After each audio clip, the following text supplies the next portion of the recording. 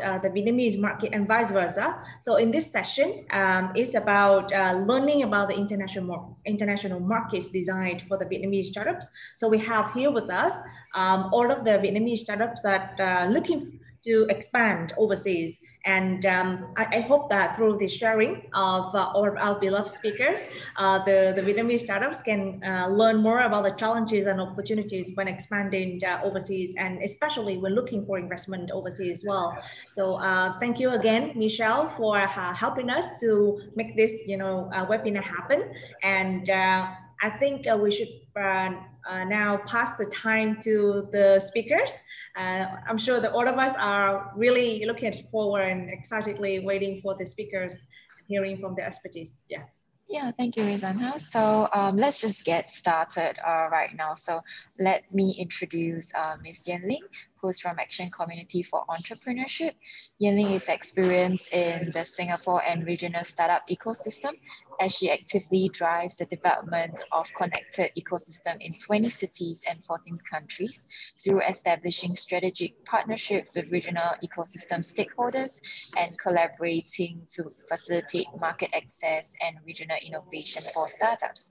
So together with local and global partners, Yen Ling developed various initiatives such as ACE Country Insights and Digital Transformation Exchange to help startups scale up and scale out. Yen Ling also co-leads the development and execution of the ACE Market Immersion program in Singapore and overseas, a one-week program created to prepare and support both local and international startups in expanding into the region. So without further ado, I will pass the time to Yen Ling. Yen Ling, please. Yep. Thanks for inviting me. So let me share my screen.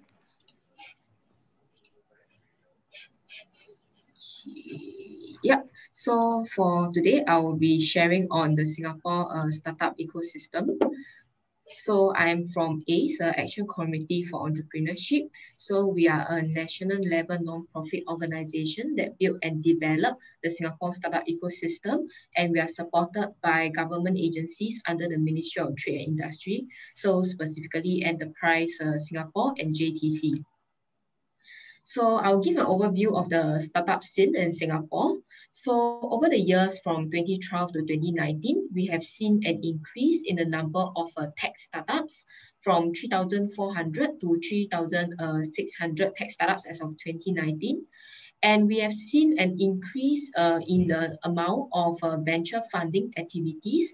So from 80 deals back in 2012, it has since greatly increased to 592 deals as of 2019.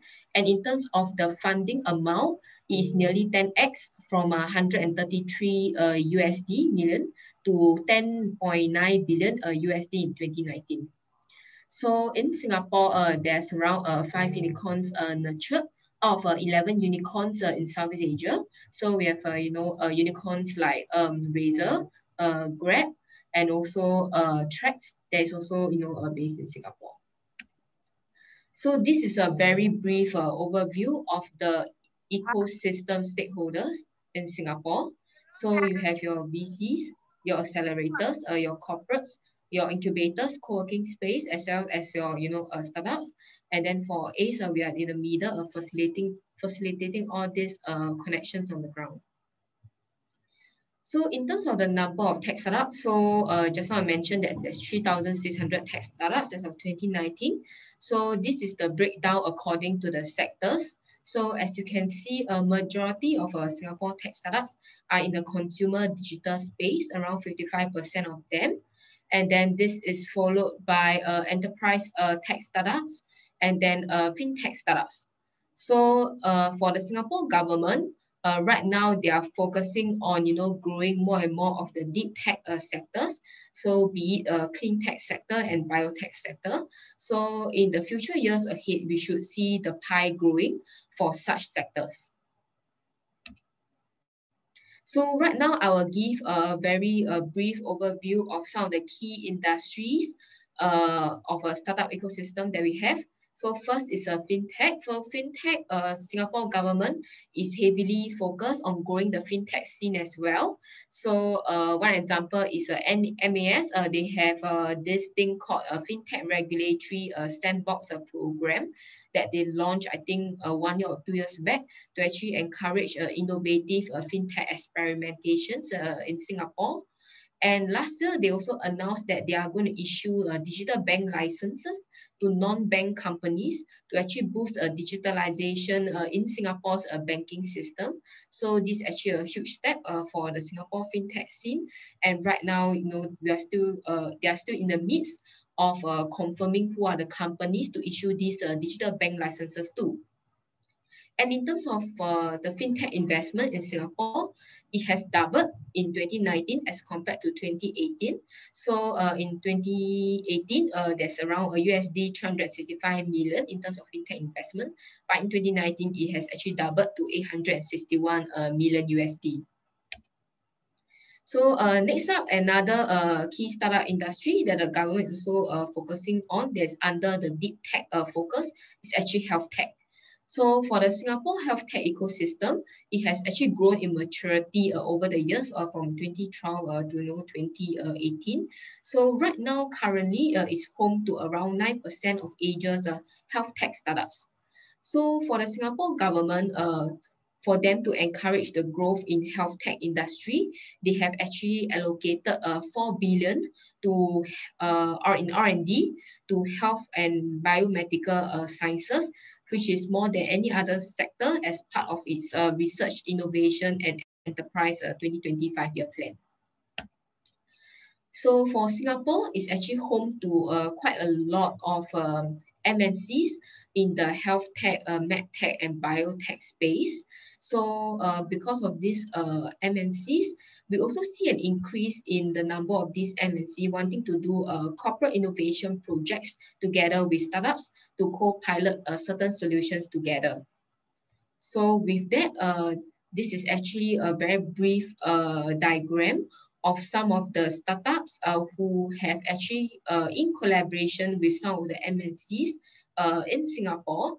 So we see more and more of these partnerships being formed between startups and corporates. And because of this co-piloting of certain solutions together, we see more corporates setting aside more R&D budgets to actually co-pilot solutions together with the startups, which greatly help to boost the health tech scene in Singapore. Okay, so next up, government, as I mentioned, they are increasing their focus on deep tech. So health tech is one of the area. So there's very strong government support in the recent years to build Singapore as the deep tech hub of Asia. So Singapore government, they have set aside 19 billion Sing dollars in R&D, and they have also set aside additional 300 million Singapore dollars in 2020 for the government to co-invest in deep tech startups together with the private sector investors.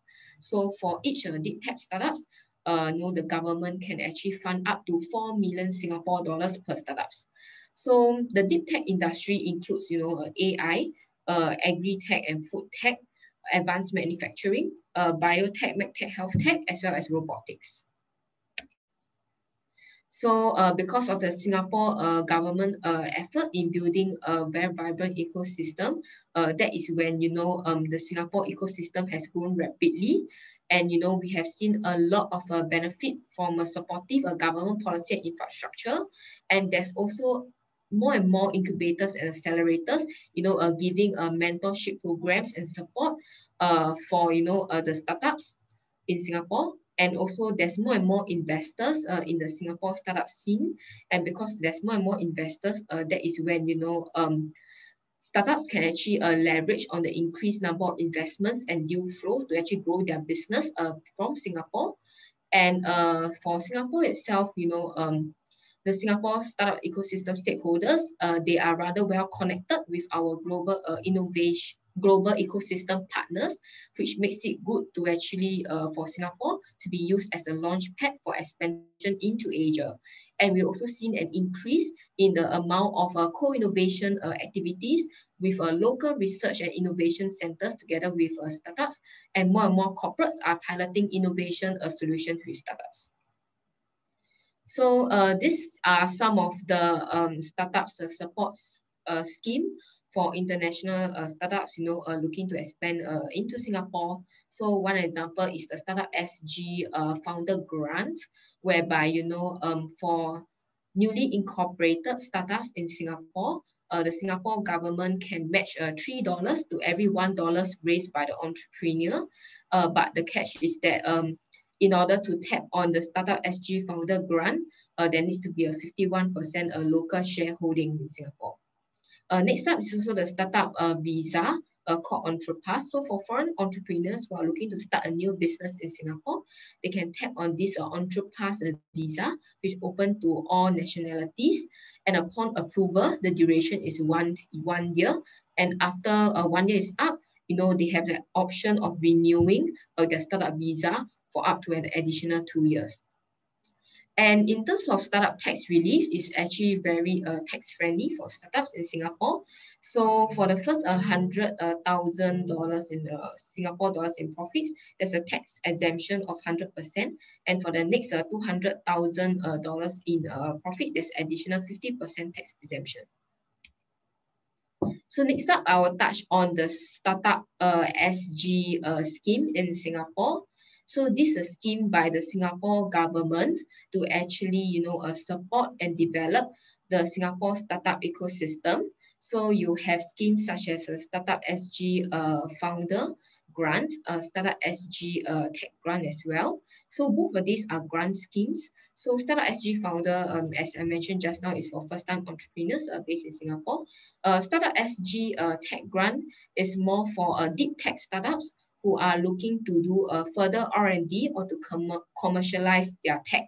So for this, Singapore government can give a grant of up to 250,000 Singapore dollars to support deep tech startups to commercialize their solution or to perform R&D for their solution. Next up is a Startup SG equity scheme. So this is an investment scheme by the Singapore government to actually co-invest with private investors into promising startups. So for non-deep tech startups, the investment scheme by the government is up to 2 million. And then for deep tech startup, the investment funding is up to 4 million Singapore dollars per startup. And then we also have things such as a Startup SG talent scheme, a Startup SG network, accelerator investors, and also in infrastructure. So I'll touch more on Startup SG infrastructure scheme. So as part of the Startup SG infrastructure scheme, we have this thing called the Launchpad. So one example is a Launchpad at One North, whereby it houses, a lot of our Singapore startups, as well as accelerators, incubators, investors, and also government agency that are closely supporting these startups. So for Launchpad at One North, we have around 8 blocks in the entire Launchpad, and is home to around 800 tech startups. And there's also 50 enablers based in the Launchpad itself. So for these startups in the Launchpad, they're across all sectors and across all industry as well. So for ACE, we are actually based in the Launchpad at One North, and we have 2 centers in the Launchpad One North. So first is the ideation center, so more for early stage startups who are looking to prototype a certain solution or to set up their business in Singapore. And then next up, we have ACE International Center based at Block 67 of the Launchpad. So these are for startups who are looking to expand overseas. So Singapore startup looking to expand into regional markets, and for international startups who are looking to expand into Singapore, they can be based at ACE International Center. So for Launchpad, we have around 4 Launchpad in Singapore. I've explained Launchpad at One North. So next up, we have Launchpad at Jurong Innovation District, which I think has been constructed. And they are going to have 2 more planned Launchpad in Singapore. So Launchpad at Changi Business Park and Launchpad at Punggol Digital District. So for this 4 Launchpad, they are situated very near our Institute of Higher Learnings, so your universities. So for example, Launchpad at One North is near NUS. Launchpad at Jurong Innovation District is near NTU.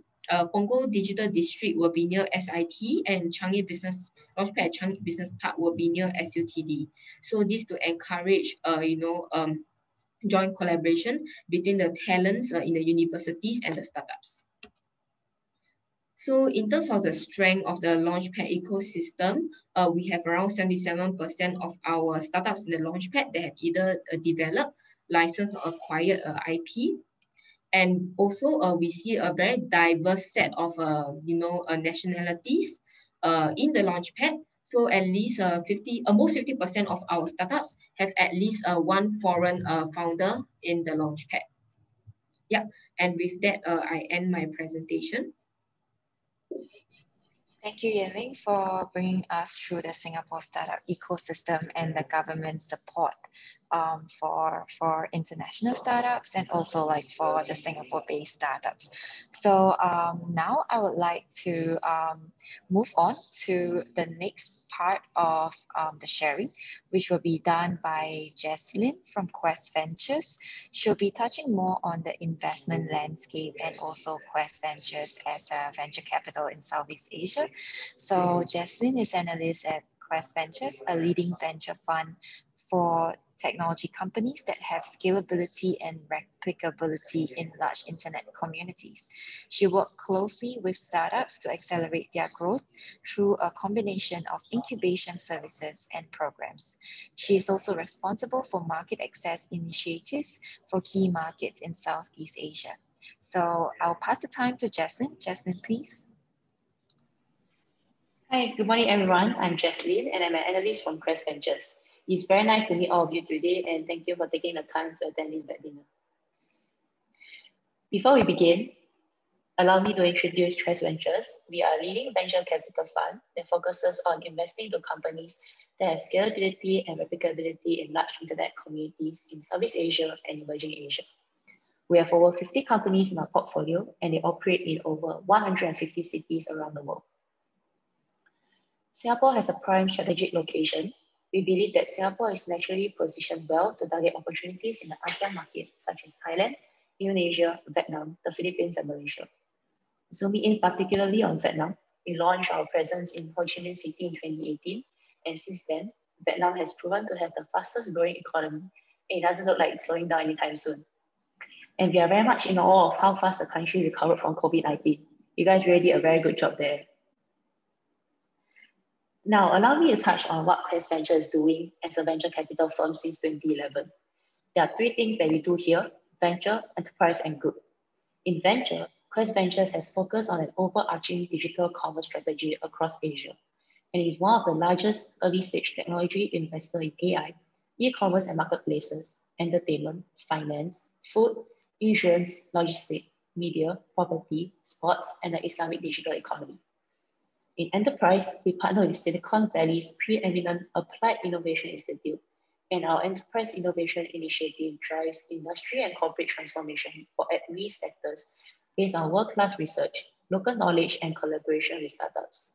Sectors covered include alternative food, aviation, banking, insurance, logistics and transportation, oil and gas, and smart cities. In good, our multi-dimensional environmental, social, and governance strategy is the first in Asia for a venture firm. It supports a range of social good initiatives across Southeast Asia for education, environment, mobility, and female and youth entrepreneurship. In Vietnam, Quest is very much involved with many parties in developing the startup ecosystem in Vietnam, including our very important friend, the Business Startup Support Center, BSSC. As you can see in the picture, this was an agreement signed with the Vietnamese party to establish the startup investment ecosystem, starting from the Vietnam Angel Network. Quest is also the official partner of the Global Innovation Alliance initiative in Vietnam, working with the Singapore government in providing market access for the Singaporean startups. The rest of the pictures that I'm going to show you speak 1,000 words, and from them, you can see that Quest is very much involved in developing the startup ecosystem in Southeast Asia and emerging Asia. Now, let's move on to the investment landscape in Singapore. This year is a bad year for investment in Singapore due to the global pandemic, COVID-19. Countries across the globe are badly affected by the pandemic, Singapore included. The funding activities in the ecosystem slowed down quite a bit in Singapore, but The companies founded and funded in the first half of 2020 is about 30% lesser than the first half of 2019. The total funding raised in the first half of 2020, either by early stage or late stage startups, have also decreased as compared to the first half of previous years. Likewise, the number of unique investors and international investors in Singapore has decreased in the first half of 2020 as well. However, despite the COVID outbreak, the investors are still actively deploying funds in the early stage startups. So let's begin with the top active investors in Singapore and the startups that they invested in.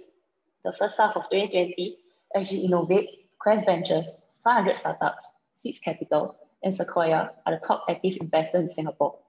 And the startups that they invested in are Movest, who is in the logistic tech specialized in overseas relocation, Yummy Corp, that provides food catering solutions, Horizon Quantum Computing that develops new generation programming software, Intellect, who provides a knowledge system for legal professionals, Popsicle, a home entertainment karaoke system, and Anywhere, a travel app. Now let's look at the top accelerators and incubators and who are the startups that they invested in.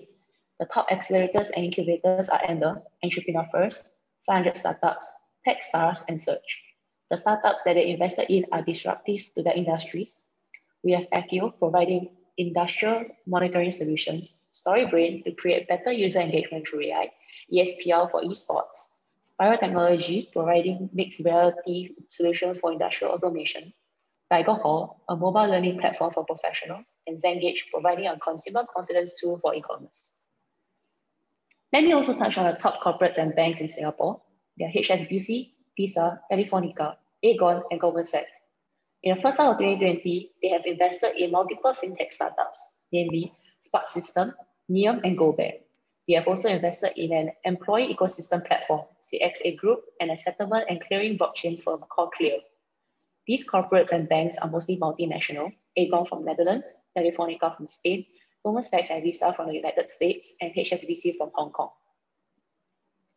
Okay, so these are the top sectors in Singapore, and the startups in these sectors raised the most funds in the first half of 2020.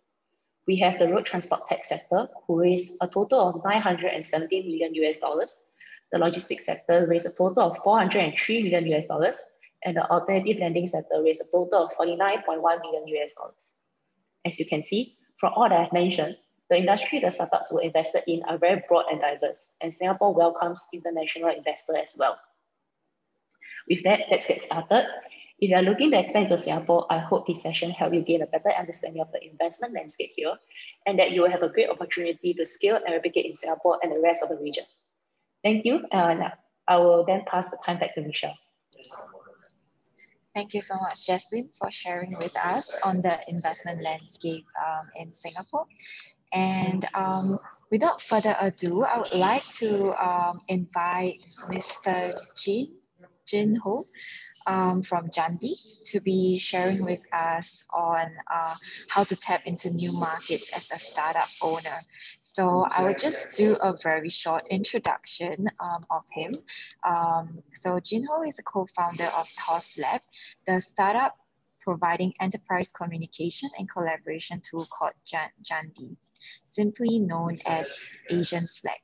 As the Chief Operating Officer of TOS Lab, he's currently responsible for all business activities, including sales,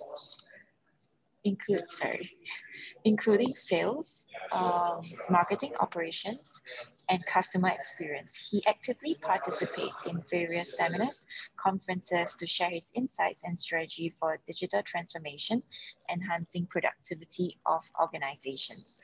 Before joining TOS Lab in 2014, Jin Ho worked as a mergers and acquisitions analyst in Barclays based in Hong Kong. So without further ado, I'll just pass the time to Jin Ho, and please take it away. Thank you. Thanks for the intro. Hopefully, can you guys hear me and see the slides well? Yes, we can. Okay. Let me just try to enlarge it. Okay. So hi, everyone. I'm Jin Ho from Seoul, Korea. I'm currently on leave, so I'm actually in the Jeju Island enjoying my vacation. at the same, but I just wanted to show you the background of the Seoul Night City and hope you guys can have a trip someday to Seoul. So yeah, thanks for the well thought out introduction. I've been leading the TOS Lab business part of TOS Lab as well as the global side. I'm sure you guys have, I'm not the expert in the Singaporean market, but I think as a South Korean market, one of the few South Korean startups who have expanded abroad, I think I can give you my insights in the past 6 years. So today, I know there will be a separate Q&A session. I wanted to talk about our company overall so that it give you more background of what we do and how we have accomplished so far. And you feel free to ask any question in the Q&A session. So I basically started this business called Jandi. It's an enterprise collaboration and communication tool, simply known as an Asian version of Slack. We saw the opportunity because this is a pretty much untapped market with many consumer messaging applications in the landscape, but not really about the enterprise sector. I'm sure most of you, since you're Vietnamese or Singaporean, probably using WhatsApp or Zalo, even for workplace communication. And this is what usually ends up, you are swamped with multiple chat rooms. My friends who are working in large enterprise like Samsung or LG, they are in 100 group chats in Kakao Talk or Line, and you won't be able to find the right information at the right time.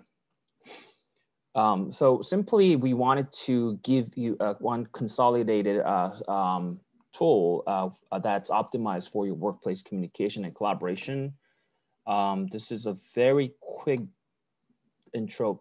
After this slide, there's a quick demo video, just in 1 minute to show you a little bit about our tool. But and customers were already using multiple tools at their workplaces. So we made it super simple to integrate with all of this.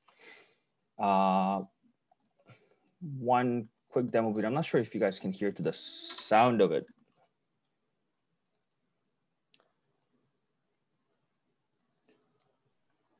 There's no sound.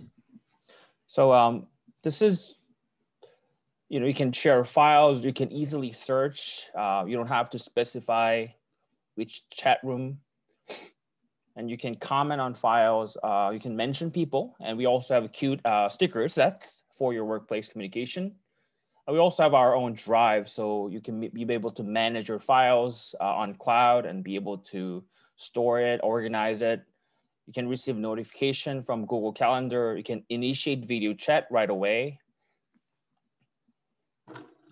You can actually create your own to-do from the message you have received from your manager as well. Simply managing your task by setting up due date. You can track your news, track your approval status, track your sales, and of course, integrate with multiple tools. So that was just a quick demo. I just wanted to show you what our product does. More about our company. So we are TOS Lab. Our product name is Jandi. Jandi means grass in Korean. Basically enterprise collaboration tool. We were founded in 2016. So today actually marks my 6th year in TOS Lab as one of the co-founders. We have about 40 members globally. As you can see, we're headquartered in Seoul. We have office in Taiwan, Malaysia, UAE, now in Vietnam as well. And we also are looking to launch other Asian Pacific countries in the next 6 months or so. We are backed by multiple VCs through multiple rounds. So we started from 2 million seed round, and recently in September we announced our Series B with $14 million US, including SoftBank and other local institutions such as SV Investment. Interestingly, they actually are one of the early investors for BTS. I think some of you may know already know BTS. So they made huge success out of BTS. Just so you know. We have seen tremendous growth over last 5 years since the inception of our business model. And customers do love our product. As you can see, almost, so the business model we provide is freemium subscription business. So you can start using for free, and then once you hit certain limit or you want to use additional features available in our tool, you can convert to paid plans, and almost 40% of our free users are starting from free and ended up paying for our service. We are seeing around 110% of net dollar retention rate. This is probably more important for today's discussion. So we are focusing in the APAC and also MENA region. This is in order of the number of users and presence. Of course, we started from Korea. We have most number of users out of Korea. We've been doing Taiwan business for a while, I think almost 4 years and a half. So Korea and Taiwan, we are actually leading the market here. And then we started about a year ago. We decided to, okay, I think we have enough a playbook to replicate our success in other parts of Asia. So why don't we expand? So about a year ago, we decided to expand Japan, Vietnam, UAE, Malaysia, and Philippines. We are actually seeing decent, like I think the highest growth comes from Japan. Japan being the largest SaaS market. And also the adoption rate has been pretty amazing for us. Vietnam, despite the restrictions on due to COVID-19 and very limited activities that we have held so far, actually we are seeing growth, quite a bit of growth from Vietnamese market. So it was really impressive out of all, because we started basically Japan, Vietnam, UAE, Malaysia at the same time. And we were, in terms of the organic growth, I think Vietnam was the second fastest after Japan. So we are continuing to see growth from those countries. I'll tell you more about like how we expanded to each country in the later Q&A session, but I just wanted to give you the overall picture of where we are. In international recognition, so we've been pretty aggressive in terms of internationalization. I think as a startup, as someone who doesn't have much resources, like Samsung, who can just, when you enter the market, you can just acquire a company and enter it. VS, we don't have any resources. We don't know people there. So we try to utilize the startup competitions or conferences or seminars. I think a startup competition is the one that we were participating in, won the competition in 2019, held by BSSC, was the Startup Whale event. And fortunately, we won the competition. We got great exposure, and we were able to really talk to the partners and investors in the local market. I think right on the spot, we just acquired like 10 companies from that event. So for those who are considering participating, I think it's a great event. I was also ambassading or promoting this event this year to Korean startups, but unfortunately due to it's been delayed, but hopefully can come back, and I would like to promote more about this event. Not only Vietnam, we are participating in multiple regions as a startup. I think it was a great opportunity to really show us it's like basically one to many presentation. So it's a great opportunity for you to tell about your company. We were recently covered by Forbes and Forbes Korea, not only Forbes Global. Our customers are not limited to startups. So we actually have large customers like LG or CJ, you might notice. Mostly are Korean companies, startups from mid-size all the way to large.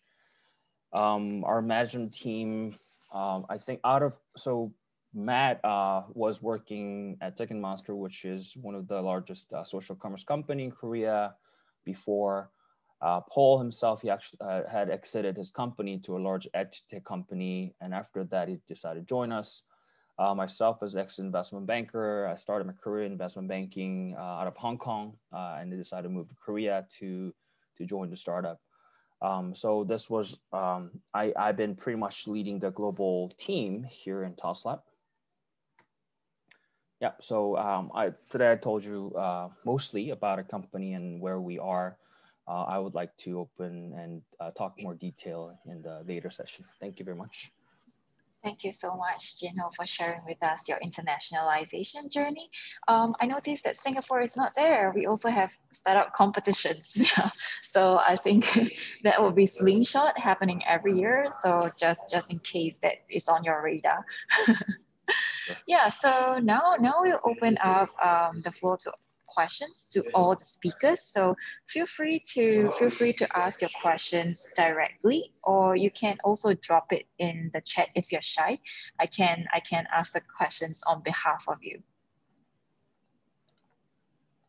But maybe let me just get started to ask Yanling. Yanling, today we are sharing about the Singapore startup ecosystem and also the government support available, right? So maybe like based on your experience, what's the most useful support that startups kind of utilize when they try to enter into Singapore? Yeah, like what do you think is the most useful, say grants or schemes that the government has pushed out that could support international companies landing in Singapore?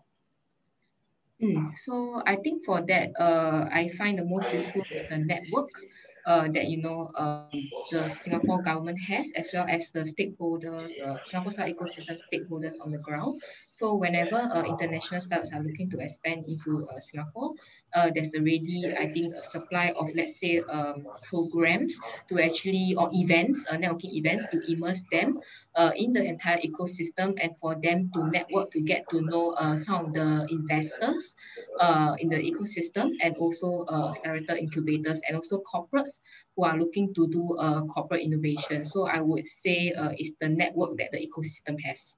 Yeah. Thank you, Yanling. And moving along in the sequence of how we are structuring the sharing, right? So I'll move to Jesslyn. Maybe like as a venture capital in Southeast Asia, what are some of the things you look out for in terms of companies that are looking to enter into Singapore? Because this is kind of like our home ground, right? So Justin, what are some of the things that you might look out for if it's an international company looking to set up here? Yeah, and you think we will be interested to invest in? Okay, hi. Thanks for the question, Michelle. Okay, so Singapore does not have the huge market size like in Vietnam. And so, Yanling also mentioned that Singapore is leaning towards deep tech and a lot of AI and machine learning. So this is something that Singapore is very much looking forward to, a lot of deep tech. And before that, I also mentioned that there are a few startups that the accelerators and incubators are invested in.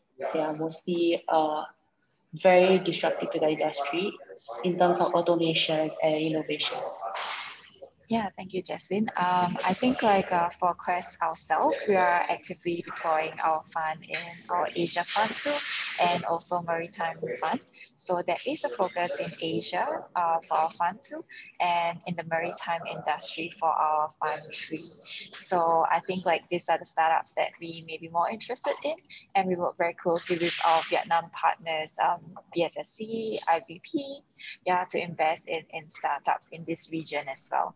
So every year we also bring about 20 over companies to enter into Vietnam. These are potential partners.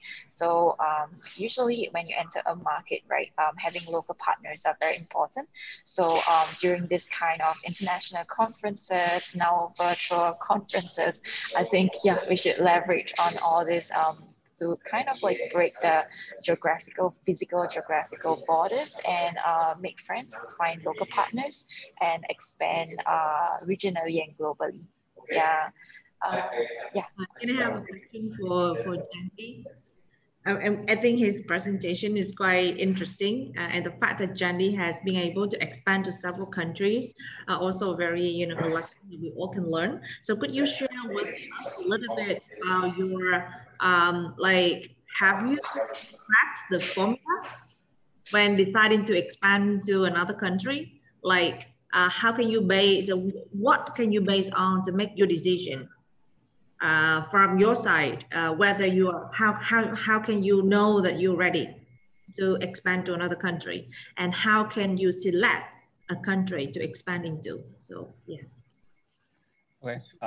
Thank you. Thanks for the good question.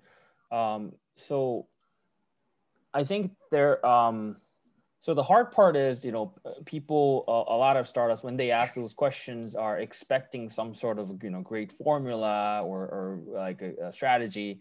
But when I talk to other startups who have done globalization, I think it returns me similar answer as I would. So I think it really came down to people we found at that time.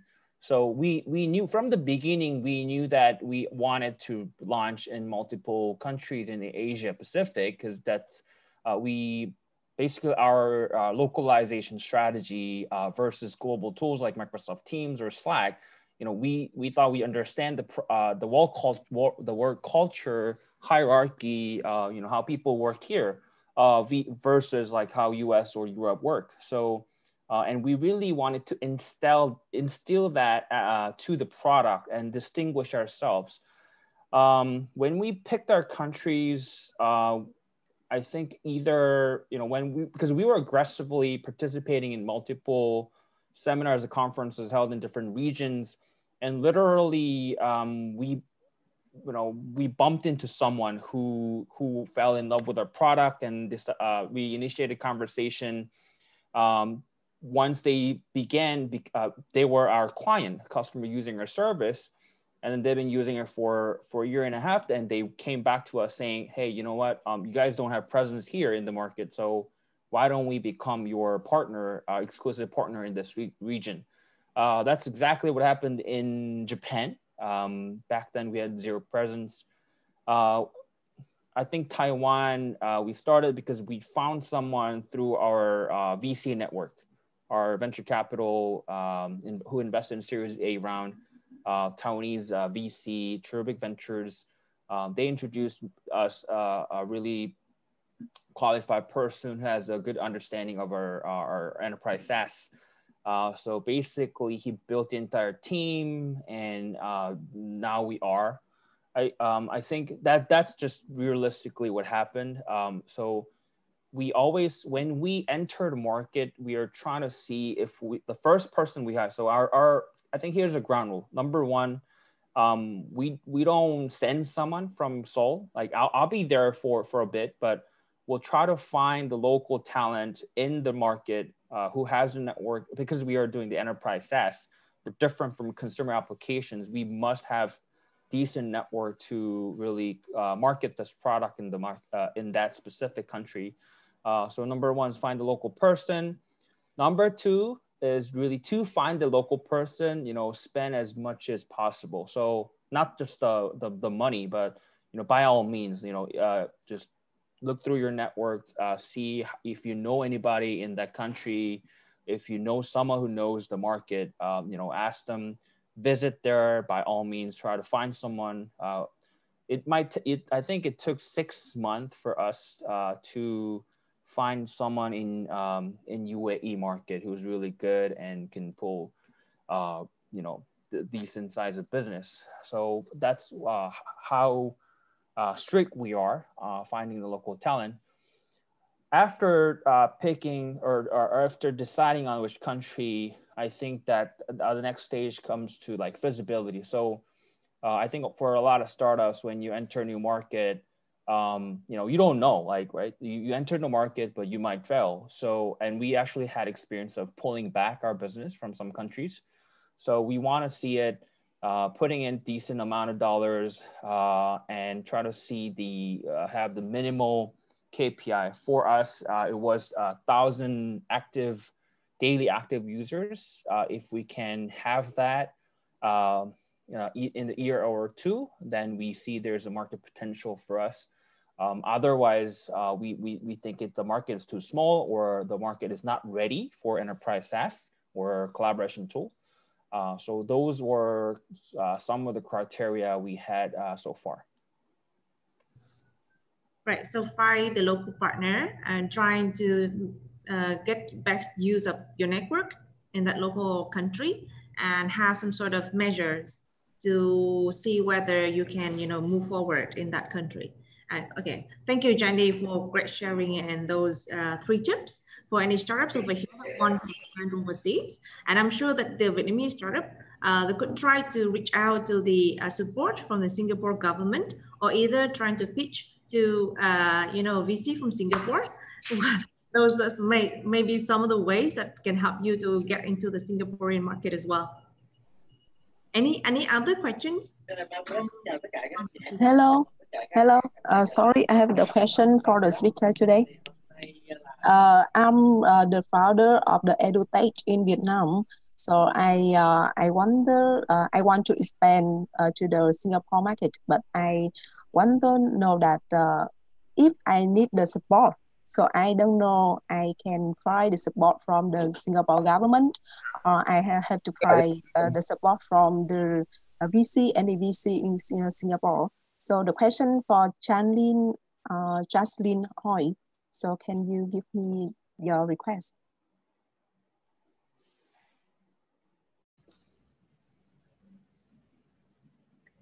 So is it too Bui? Yeah. You're asking if there is a government support for edutech startups, and also like in terms of I mean, like for investors looking at edutech space, what you may expect from them, right? Yeah. Maybe I could just come in from the Quest side first before I pass the time to Yenling to share more about, say, what kind of support ACE can provide or Enterprise Singapore. So in terms of like a VC, right? Like typically you would think the first thing you would get would be capital, but apart from that, we also do a lot of capacity building. So like once you become a portfolio company, you actually get a lot of support from the partners and also the team in the VC itself. So apart from the networks that you will get in terms of go-to-market, establishing product market fit, you also get various resources. Like for Quest, we do have like a family benefits for our portfolio startups to kind of reduce their cost of operations.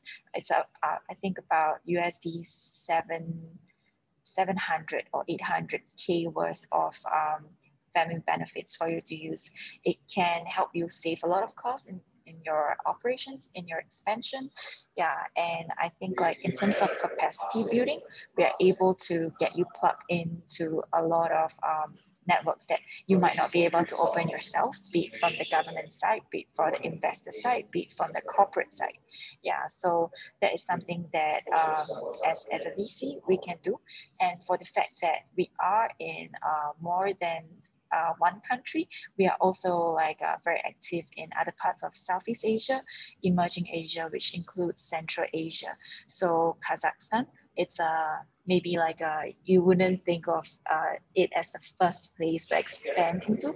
We are able to get your foot in and also help you expand into regions that that's not so common for startups to enter into. So that's what we are able to do in terms of the support that you can look at if you're to become like our portfolio companies, yeah, from the VC side. Then maybe like I'll also pass the time to Yenling, who would share with you like in terms of say ACE and also the government, like what you may expect. Yeah, so for ACE, we do support international startups who are looking to expand into Singapore.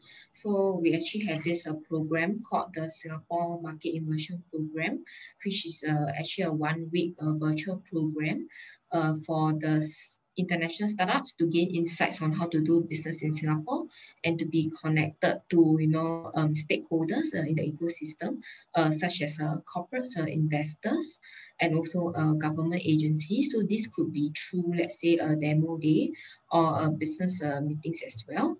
So for the 1 week program that we have, is actually chargeable at around Singapore dollars $800 per startup. So we have previously run like I think 4 to 5 batches for the Singapore market immersion program, physically for the international startups. But right now we are going into the virtual session. So apart from Singapore market immersion program, I think you can also check out Switch. So Switch is called Singapore Week of Innovation and Technology. So you can, I think it's happening from 7 December to 13 December. So it's a National Startup and Innovation Conference organized by the Singapore government.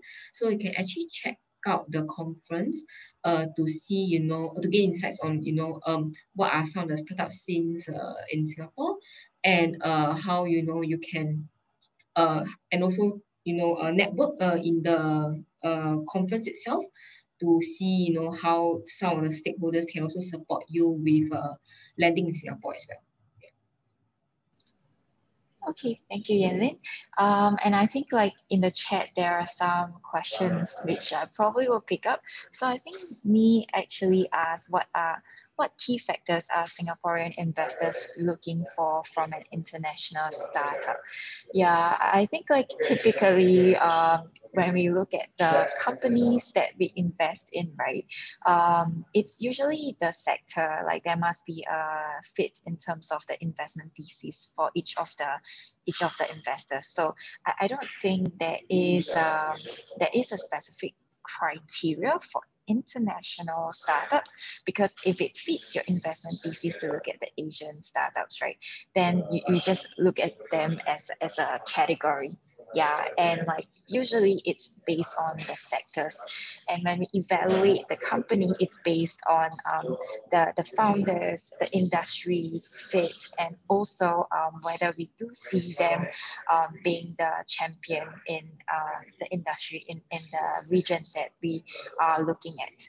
So I think that is what we look at, and more of a differentiated business and ensuring that the team is really, really strong. I think for Quest ourselves, we look at founders that are really good. Yeah, so that is because it's a long-term relationship, right? Like the investor and the company. So we want to be able to work with the founders for a long period of time to help them grow and help them scale like beyond their local market, and also like in the regions that we are in. Yeah, I hope that answers your question.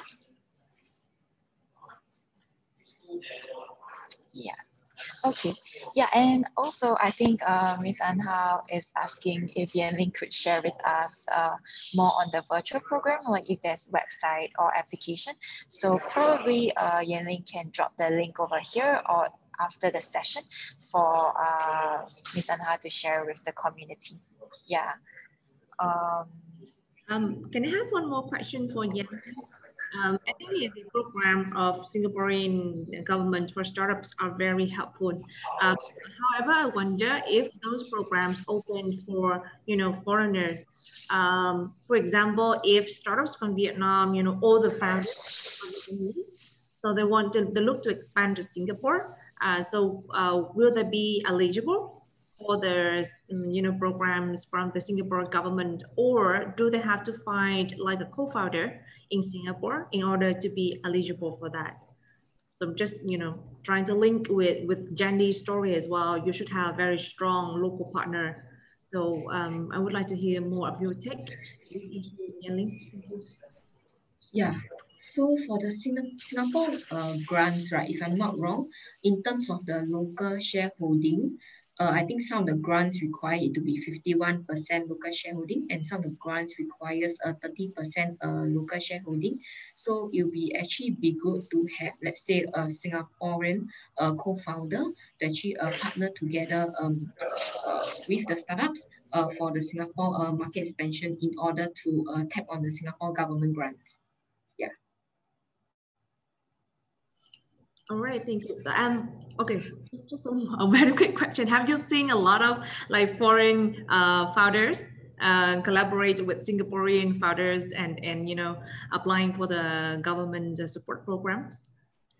Okay, so in terms of Singapore government grant, not so much due to the high local shareholding percentage, but we do see quite a lot of international startups, you know, let's say, being plugged into the Singapore startup ecosystem stakeholders through, you know, programs on the ground or through networking sessions on the ground. So I would think that for international startups, right, instead of like, you know, I don't see a lot of them tapping on the ground, but I see a lot of them tapping onto the network to actually either find business deals or investments in Singapore. Yeah, I agree with Yan-Ling. Like for international startups to give up their equity to like a local partner doesn't seem like I think it might not be so good for them. So typically they just come into the whole ecosystem, and there's just so much support available for them, so much capital for them. They usually don't need the grants. And if they're expanding, yeah, I mean those grants, like I think for the Startup SG Tech, the maximum is like 500K. So like that's not so much for them, especially if they are already in the Series A stage.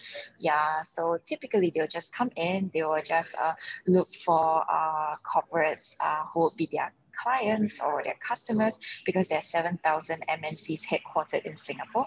And then like if they're looking for investors in this region, we do have like one of the highest deal volume or deal value. Yeah, so I think that's what they come here for.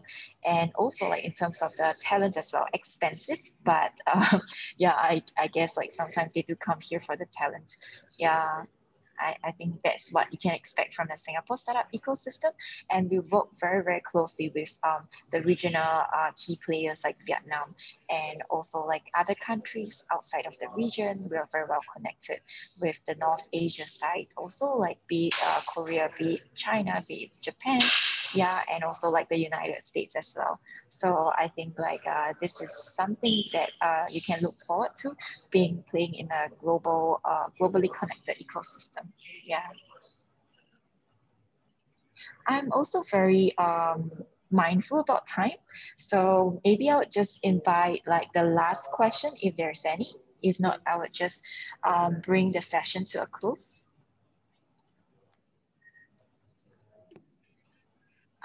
Yeah, I think there is no questions, but like let's thank all our speakers for today, and also Ms. Anha and Ni for organizing this together. So thank you, Anha, thank you, Yan-Ling, thank you, Jaslyn, and thank you, Jinho, for taking time to share your insights, experiences with us. If you do have any questions, feel free to reach out to us regarding any kind of questions. We're happy to share more and also like see how we can help. Yeah. Thank you, everyone. Please take care. Wishing you a good week ahead. Thank you, everyone. Looking forward to see you guys soon. Thank you. Bye-bye. Thank you. Thank you, Jinho. Bye. Thank you. Thank you, Jinho.